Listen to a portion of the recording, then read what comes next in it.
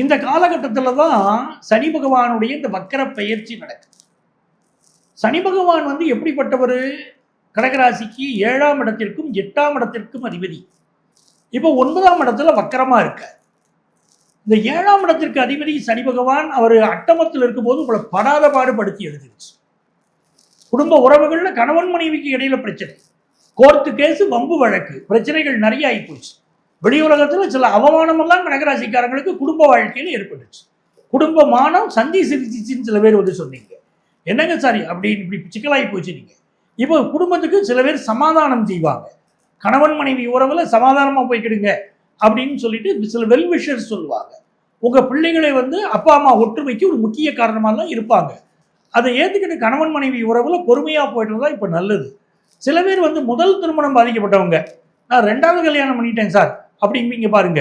அவங்க 2வது கல்யாணத்தில் எனக்கு நிம்மதி இல்லை சார், தெரியாதனமா 2வது கல்யாணம் பண்ணிட்டேன், இப்போதான் எனக்கு தெரியுது என்னுடைய முதல் மனைவியே பரவாயில்ல, என்னுடைய முதல் வீட்டுக்காரரே பரவாயில்ல, அவங்க கூட என்னுடைய இந்த அளவுக்கு கொடுமைப்படுத்தலை, இவர் என்ன ரொம்ப சந்தேகப்படுறாரு, இவர் என்ன அவமானப்படுத்துறாரு, கொடுமைப்படுத்துறாரு அப்படின்னு 2வது திருமணம் செய்தவங்க பல பேர் இந்த காலகட்டத்தில் சொல்லுவீங்க. அப்படிங்கிறது தான் உண்மை.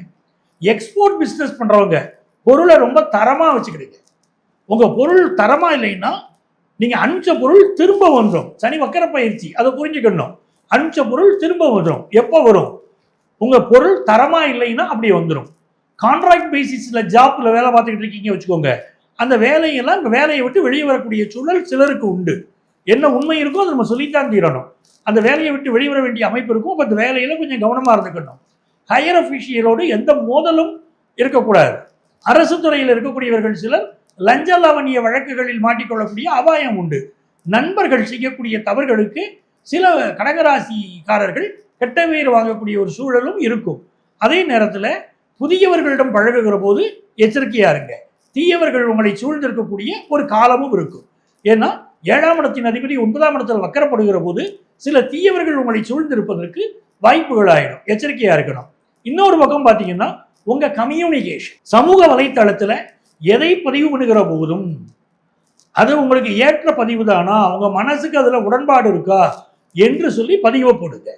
ஏஐ மூலம் நீங்க சொல்லாததெல்லாம் கூட சொன்னதா சொல்லி சில கற்பனையாக சில வீடியோக்களை சிலர் வெளியிடக்கூடிய அமைப்பு கூட இருக்கு. அதுலெல்லாம் கவனமா இருந்திருங்க. சில பேர் டிஜிட்டல் மோசடியில் மாட்டிக்கொள்ளக்கூடிய அமைப்பு கடகராசிக்காரங்களுக்கு இருக்கு. எந்த வகையிலையும் அப்படி மாட்டிடாதீங்க.